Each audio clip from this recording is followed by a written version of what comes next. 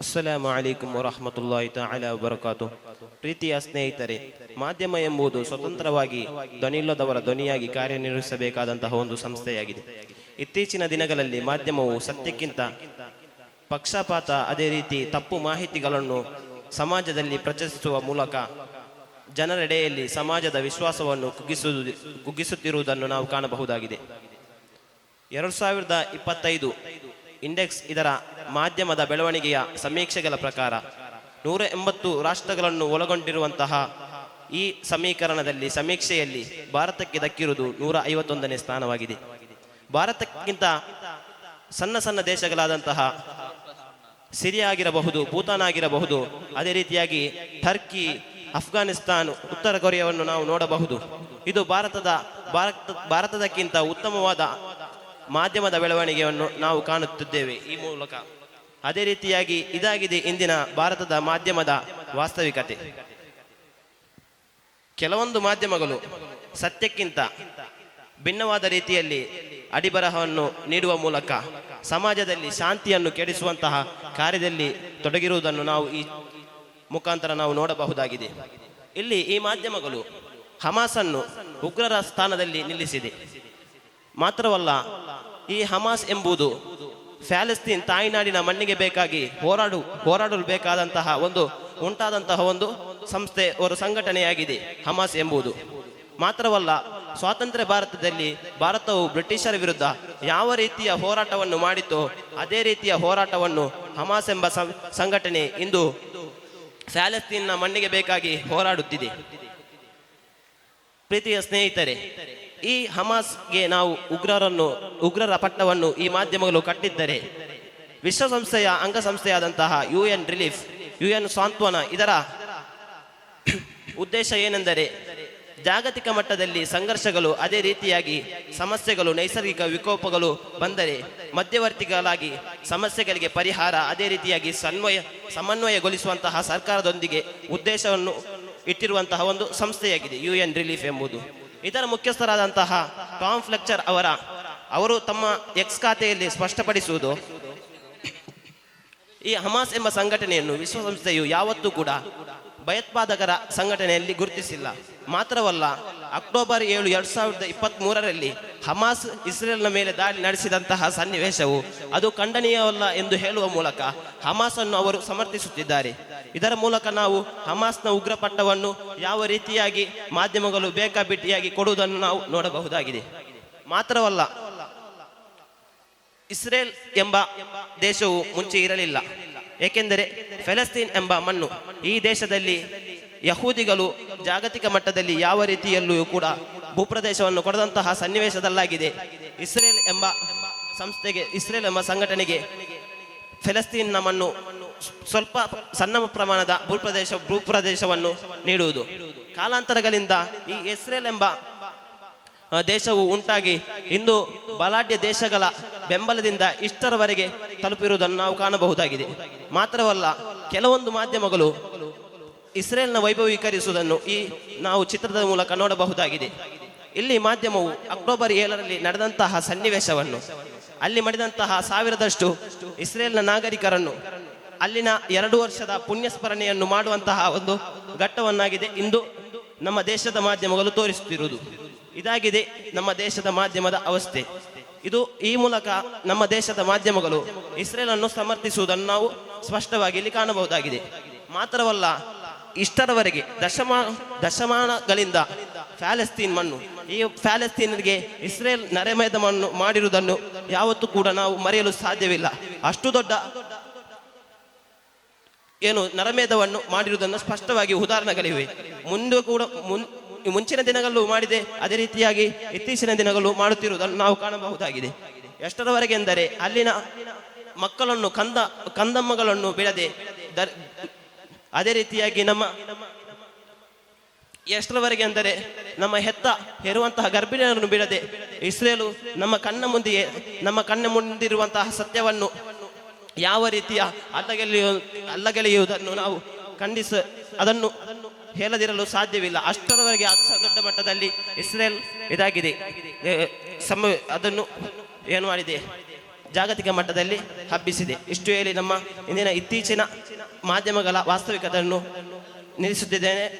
ಅವಕಾಶಕ್ಕಾಗಿ ಧನ್ಯವಾದಗಳು. ಅಸ್ಸಲಾಮು ಅಲೈಕುಂ ವರಹಮತುಲ್ಲಾಹಿ ತಆಲಾ ವಬರಕಾತು. ಸರ್ವರಿಗೂ ಕೂಡ ವಂದಿಸುತ್ತಾ, ಕೆಲವು ತಿಂಗಳುಗಳ ಹಿಂದೆ ಇಡೀ ದೇಶದಾದ್ಯಂತ ಕೋಲಾಹಲ ಸೃಷ್ಟಿಸಿದಂತಹ ಒಂದು ವಿವಾದವಾಗಿತ್ತು ವಕ್ಫ್ ಆಸ್ತಿ ವಿವಾದ.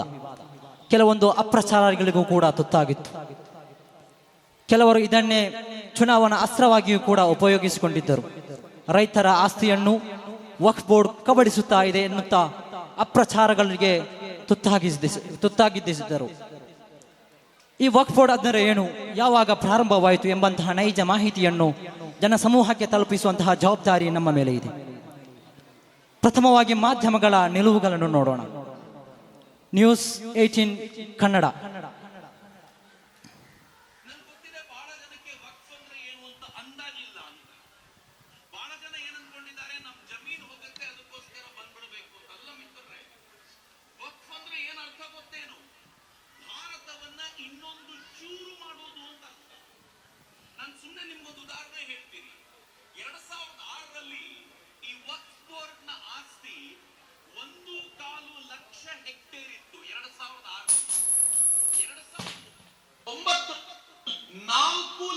ಹೆಕ್ಟೇರ್ ಆಯಿತು. 2024ರಲ್ಲಿ ಹೆಚ್ಚು ಕಡಿಮೆ 10 ಲಕ್ಷ ಹೆಕ್ಟೇರ್ ಜಮೀನನ್ನ ವಕ್ಫ್ ಆಸ್ತಿ ಅಂತ ಹೇಳ್ತಾರೆ. 2006ರಿಂದ 2010ರ ವೇಳೆಗೆ ಎಷ್ಟು ಜಾಸ್ತಿ ಆಯ್ತು ಲೆಕ್ಕ ಹಾಕೊಳ್ಳಿ. ನೈಜ ಮಾಹಿತಿಯನ್ನು ತಲುಪಿಸಬೇಕಾದಂತಹ ಮಾಧ್ಯಮಗಳ ನಿಲುವು ಹೀಗಿದೆ. ಇನ್ನು ಸುವರ್ಣ ನ್ಯೂಸ್ನ ನಿಲುವುಗಳನ್ನು ನಾವು ನೋಡೋಣ. ಸುವರ್ಣ ನ್ಯೂಸ್.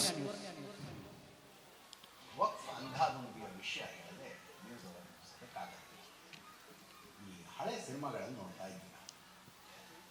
ಊರ ಗೌಡು ಹಳೆ ಸಿನಿಮಾಗಳ ಜಮೀನ್ದಾರರು ದೂರದಲ್ಲಿ ತೋರಿಸೋದು, ಇಲ್ಲಿಂದ ಅಲ್ಲಿ ತನಕ ಇದೆಯಲ್ಲ, ಈ ಮರದಿಂದ ಆ ಬೆಟ್ಟದ ತನಕ ಅದಷ್ಟೂ ನಮ್ಮದೇ ಅಂತ ವಕ್ಫ್ನವ್ರು ಹಾಗೆ ಆಡ್ತಿದ್ದಾರೆ. ಏನೇನು ನೋಡಿದ್ವಿ ನಾವು? ರೈತರ ಜಮೀನು, ಕೆಲವ್ರದ್ದು ಎಕರೆ ಗಟ್ಟಲೆ, ಕೆಲವ್ರದ್ದು ಗುಂಟೆ ಗಟ್ಟಲೆ ಇದೆ. ರೈತರು, ಮಠಮಾನ್ಯ, ದೇವಸ್ಥಾನ, ಊರೇ ಸರ್ಕಾರಿ ಶಾಲೆ, ಮನೆಗಳು ಎಲ್ಲವೂ ಆಯಿತು. ನೆಕ್ಸ್ಟ್ ಇನ್ನೊಂದು ಕೂಡ ಸುವರ್ಣ ನ್ಯೂಸ್ ಇದೆ.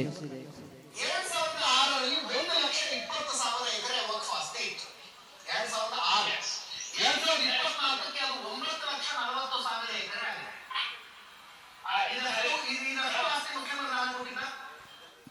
ಖಂಡಿತವಾಗಿಯೂ ಈ ನ್ಯೂಸನ್ನು ಖಂಡಿತವಾಗಿಯೂ ವಿಮರ್ಶಿಸುತ್ತಾ ಇದ್ದೇನೆ. ನೈಜ ಮಾಹಿತಿಯನ್ನು ಜನರಿಗೆ ತಲುಪಿಸಬೇಕಾದಂತಹ ಅವಶ್ಯಕತೆ ನಮ್ಮ ಮುಂದೆ ಬಂದಿದೆ.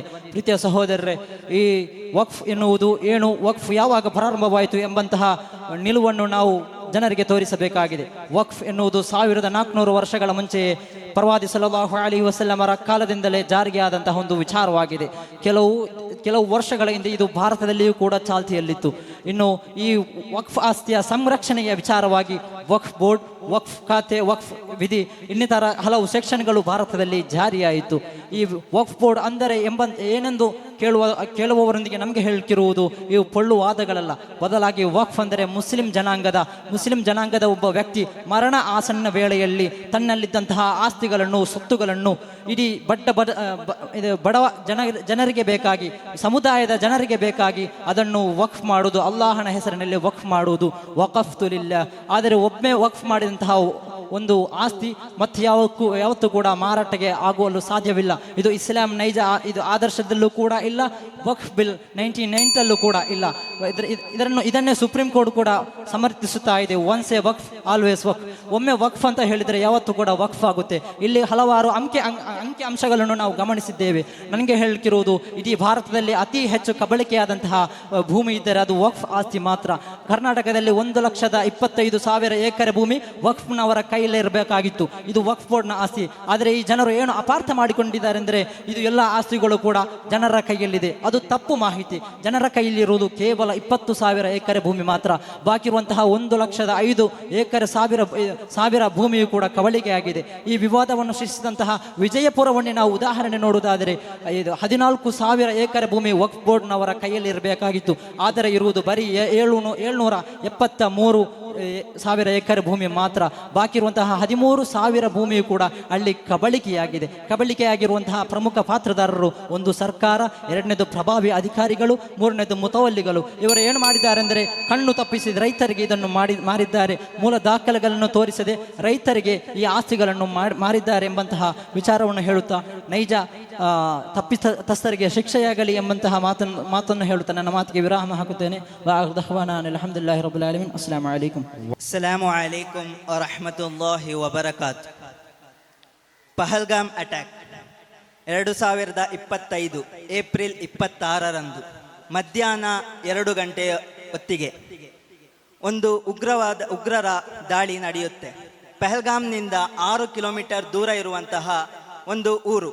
ಅಲ್ಲಿ ಉಗ್ರರು 4 ಜನ ಉಗ್ರರು ಅಲ್ಲಿಯ ಸೇರಿದ್ದಂಥ ಟೂರಿಸ್ಟ್ಗಳನ್ನು ನಿರ್ದಾಕ್ಷಿಣ್ಯದಿಂದ ಕೊಲ್ಲುತ್ತಾರೆ. ಅದಕ್ಕೆ ಕಾರಣ ಯಾರು? ಅಲ್ಲಿ ಅಷ್ಟೆಲ್ಲ ಜನ ಸೇರ್ತಾರೆ, ಅಂದ್ರೆ 2,000ಕ್ಕಿಂತ ಜಾಸ್ತಿ ಟೂರಿಸ್ಟ್ಗಳು ಅದೊಂದು ಜಾಗದಲ್ಲಿ ಸೇರ್ತಾರೆ. ಆದ್ರೂ ಕೂಡ ಒಂದು ಸೇನೆ ತುಕಡಿ ಕೂಡ ಇರಲಿಲ್ಲ. ಕಾಶ್ಮೀರ ಅನ್ನುವಾಗಲೇ ಅಲ್ಲಿ ಉದ್ವಿಗ್ನತೆಯ ಸ್ಥಳ ಅಂತ ನಮಗೆಲ್ಲರಿಗೂ ಗೊತ್ತು. ಅಷ್ಟು ಉದ್ವಿಗ್ನತೆ ಇರುವ ಸ್ಥಳದಲ್ಲಿ ಅಷ್ಟು ಟೂರಿಸ್ಟ್ಗಳು ಸೇರುವ ಜಾಗದಲ್ಲಿ ಒಂದು ಸೇನೆಯ ತುಕಡಿ ಕೂಡ ಅಲ್ಲಿ ಅವತ್ತು ಇರಲಿಲ್ಲ. ಹಾಗೆ ಅಲ್ಲಿ ಆ ಪ್ಲೇಸಿಗೆ ಹೋಗ್ಬೇಕಂದ್ರೆ 35 ರೂಪಾಯಿ ಅಥವಾ ಮಕ್ಕಳಿಗಾದ್ರೆ 15 ರೂಪಾಯಿ ಫೀಸ್ ಕೊಡಬೇಕು. ಅಷ್ಟೆಲ್ಲ ಫೀಸ್ ಕೊಟ್ಟು ಸಹ ಅಲ್ಲಿ ಒಂದೇ ಒಂದು ಸೆಕ್ಯೂರಿಟಿ ಗಾರ್ಡ್ ಕೂಡ ಅಲ್ಲಿ ಇರಲಿಲ್ಲ ಅವತ್ತು. ಹಾಗೆ ಅವತ್ತು ಮಧ್ಯಾಹ್ನದ ಹೊತ್ತಿಗೆ 4 ಜನ ಉಗ್ರರು ಬರ್ತಾರೆ. 20 ನಿಮಿಷಗಳ ಕಾಲ ಅವರಲ್ಲಿ ಉಗ್ರ ದಾಳಿ ನಡೆಸ್ತಾರೆ. 20 ನಿಮಿಷ. ಅಷ್ಟರ ಹೊತ್ತಿಗೆ ಒಬ್ಬ ಒಂದು ಸೈನ್ಯ ತುಕಡಿ ಕೂಡ ತಲುಪಲೇ ಇಲ್ಲ.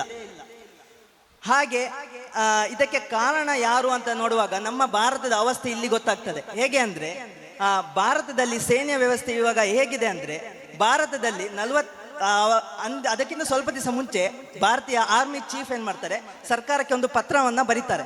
ಅದರಲ್ಲಿ ಹೇಳ್ತಾರೆ, ನಮ್ಮ ಹತ್ರ ಇರುವುದು ಕೇವಲ 42 ಅಧಿಕಾರಿಗಳು, ಆರ್ಮಿ ಅಧಿಕಾರಿಗಳು 42,000 ಜನ ಇದ್ದಾರೆ. ಇನ್ನು 8,000ದಷ್ಟು ಜನ ಏನ್ ಬೇಕಾಗಿದ್ದಾರೆ, ನಮಗೆ ಅಧಿಕಾರಿಗಳು ಬೇಕಾಗಿದ್ದಾರೆ. ನಂತರ ಸೇನೆಯ ತುಕಡಿ ಇರುವುದು 95,000 ಚಿಲ್ಲರೆ ಅಷ್ಟೇ. ಇನ್ನು 92,000ದಷ್ಟು ನಮಗೆ ಏನ್ ಬೇಕಾದ್ರೆ ಸೇನೆ ತುಕಡಿ ಬೇಕಾಗಿದ್ದಾರೆ. ಹಾಗೆ 1,00,000ದಷ್ಟು ಸೇನೆ ತುಕಡಿ ಏನಿದೆ ನಮಗೆ ಕಡಿಮೆ ಇದೆ. ಇಷ್ಟು ನಮಗೆ ಸೇನೆ ತುಕಡಿ ಬೇಕಾಗಿದ್ದಾರೆ. ಇದನ್ನು ನೀವು ನಮಗೆ ಹೊಂದಿಸಿಕೊಡಿ ಅಂತ ಪತ್ರ ಬರೀತಾರೆ. ಅದನ್ನು ಈಗಿಂದಲ್ಲ, ಇದು ತುಂಬಾ ಸತಿ ಪತ್ರವನ್ನು ಬರೆದಿದ್ದಾರೆ. ಆ ಅಟ್ಯಾಕ್ ಆಗುವ ಸ್ವಲ್ಪ ಮುಂಚೆನೂ ಕೂಡ ಬರೆದಿದ್ದಾರೆ. ಹಾಗೆ ಕೊರೋನಾದ ನಂತರ ಒಂದೊಮ್ಮೆಯೂ ಏನಾಗಿಲ್ಲ, ಸೈನ್ಯಕ್ಕೆ ತುಕಡಿಯನ್ನು ಸೇರಿಸೇ ಇಲ್ಲ. ಕೊರೋನಾದ ನಂತರ 2 ವರ್ಷಗಳಾದ್ರೂ ಸೈನ್ಯಕ್ಕೆ ತುಕಡಿಯನ್ನು ಸೇರಿಸಿಲ್ಲ. ಹಾಗೆ ಮುಂದೆ ಏನಾಗುತ್ತೆ ಅಂದ್ರೆ, ಅಲ್ಲಿ ಜನ ಎಲ್ಲ ಸೇರಿ ಅಟ್ಯಾಕ್ ಎಲ್ಲ ಆದ ನಂತರ ನಮ್ಮ ಹಲವಾರು ನ್ಯೂಸ್ ಚಾನೆಲ್ಗಳಿದ್ದಾರೆ. ಅವರು ದ್ವೇಷವನ್ನು ಪಾಕಿಸ್ತಾನದ ಮೇಲೆ ನಮಗೆ ಏನಂತೆ ಒಂದು ದ್ವೇಷ ಹುಟ್ಟಿಸುವ ರೀತಿ ಎಲ್ಲಾ ತರಹದ ಇದನ್ನು ಮಾಡ್ತಾರೆ. ಹಾಗೆ ಅಲ್ಲಿ ನೆಕ್ಸ್ಟ್ ವಿಡಿಯೋ, ಈ ವಿಡಿಯೋದಲ್ಲಿ ನಾವು ನೋಡಬಹುದು, ಈ ನ್ಯೂಸ್ ಸಿಂಗ್ ಅಂತ ಇವರ ಹೆಸರು, ನೀತಾ ಸಿಂಗ್. ಇವರು ಏನ್ ಹೇಳ್ತಾರೆ ಅಂದ್ರೆ, ಇವರು ಇದಕ್ಕಿಂತ ಮುಂಚೆ 2,000 ನೋಟನ್ನು ತೋರಿಸಿ ಇದಕ್ಕೆ ಶಾಯಿ ಹಾಕಿರುವುದು GPRS ನ ಶಾಯಿ ಅಂತ ಹೇಳಿದವರು. ಇವರು ಹೇಳ್ತಾರೆ, ಅಲ್ಲಿ ಹೋಗ್ಬಿಟ್ಟು ಇಲ್ಲಿ ಉಗ್ರರು ಇದ್ರು, ಇಲ್ಲಿ ಉಗ್ರರು ದಾಳಿ ನಡೆಸಿದ ಜಾಗ, ಅವರು ಉಗ್ರರನ್ನು ಕಂಡಿಡ್ಲಿಕ್ಕೆ ಹೋಗಿದ್ದ ಅಂತ ಕಾಣಿಸ್ತದೆ. ಹಾಗೆ ನೋಡ್ಬಿಟ್ಟು ಅಲ್ಲಿ ನೋಡ್ತಾ ಇದ್ದಾರೆ, ಉಗ್ರರನ್ನು ಹುಡುಕ್ತಾ ಇದ್ದಾರೆ. ಹಾಗೆ ನೆಕ್ಸ್ಟ್ ವಿಡಿಯೋ, ನೆಕ್ಸ್ಟ್ ವಿಡಿಯೋದಲ್ಲಿ ಹೇಳ್ತಾರೆ, ಇವರು ಏನ್ ಹೇಳ್ತಾರೆ ಅಂದ್ರೆ, ಭಾರತದ ಕಾನ್ಸ್ಟಿಟ್ಯೂಷನ್ ಆಗಿದೆ ಇದಕ್ಕೆ ಕಾರಣ. ಅಂದ್ರೆ ಇಲ್ಲಿರುವ ಸೆಕ್ಯುಲರಿಸಂ ಆಗಿದೆ ಕಾರಣ. ಇವರಿಗೆ ಏನು ಗೊತ್ತು, ಸೆಕ್ಯುಲರಿಸಂ ಇಲ್ಲ ಅಂದ್ರೆ ಕಾನ್ಸ್ಟಿಟ್ಯೂಷನ್ ಇಲ್ಲ ಅಂತ ಗೊತ್ತಿಲ್ಲ. ಅವ್ರು ಹೇಳ್ತಾರೆ ಈ ದಾಳಿಗೆ ಕಾರಣ ಕಾನ್ಸ್ಟಿಟ್ಯೂಷನ್ ಅಂತ ಹೇಳ್ತಾರೆ. ನಂತರ ನೆಕ್ಸ್ಟ್ ವಿಡಿಯೋದಲ್ಲಿ ಹೇಳ್ತಾರೆ, ಇದಕ್ಕೆ ಕಾರಣ ಯಾರು ಅಂದ್ರೆ ಹೈಕೋರ್ಟ್ ನಿಂದ ಅಲ್ವಾ, ಅಲ್ಲಿಗಿದ್ದ ಸ್ಪೆಷಲ್ ಏನಾಗಿದೆ ಕಾನೂನನ್ನು ಕ್ಯಾನ್ಸಲ್ ಮಾಡಿದ್ದು ಕೋರ್ಟ್ ಅಲ್ವಾ, ಅದಕ್ಕೆ ಕಾರಣ ಏನಂತಾರೆ, ಕೋರ್ಟ್ ಆಗಿದೆ ಕಾರಣ ಅಂತ ನೆಕ್ಸ್ಟ್ ವಿಡಿಯೋದಲ್ಲಿ ಹೇಳ್ತಾರೆ. ಇದಲ್ಲ ನೆಕ್ಸ್ಟ್ ವಿಡಿಯೋ, ಆ ವಿಡಿಯೋದಲ್ಲಿ ಕೋರ್ಟ್ ಕಾರಣ ಅಂತ ಹೇಳ್ತಾರೆ.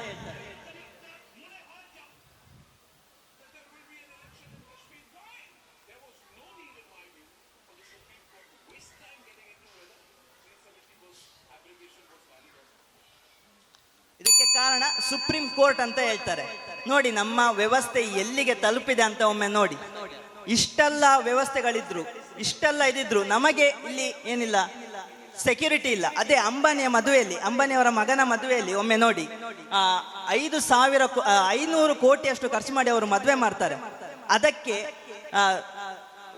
ಸೆಕ್ಯೂರಿಟಿ ಕೊಡ್ಲಿಕ್ಕಾಗಿ NSG ಅನ್ನು ನೇಮಕ ಮಾಡ್ತಾರೆ. NSG ಯಾರು? ನಾವು ಕಟ್ಟಿದಂತಹ ಹಣ, ನಾವು ಟ್ಯಾಕ್ಸ್ ಕಟ್ಟಿದಂತಹ ಹಣ, ಅದರಿಂದ ಟ್ರೈನ್ ಕೊಟ್ಟು ಮಾಡಿರುವಂತ NSG ಅವರಿಗೆ ಟ್ರೈನ್ ಕೊಟ್ಟಿರೋದು ನಮ್ಮ ಹಣದಿಂದ. ಅದನ್ನು ಆ ತುಕಡಿಯನ್ನು ಅವರಿಗೆ ಏನ್ ಮಾಡ್ತಾರೆ, ಸೆಕ್ಯೂರಿಟಿ ಆಗಿ ಕಳಿಸ್ತಾರೆ. ಆದರೆ ಸಾಮಾನ್ಯ ಜನರಿಗೆ ಇಲ್ಲಿ ಎಲ್ಲಿದೆ ಸೆಕ್ಯೂರಿಟಿ?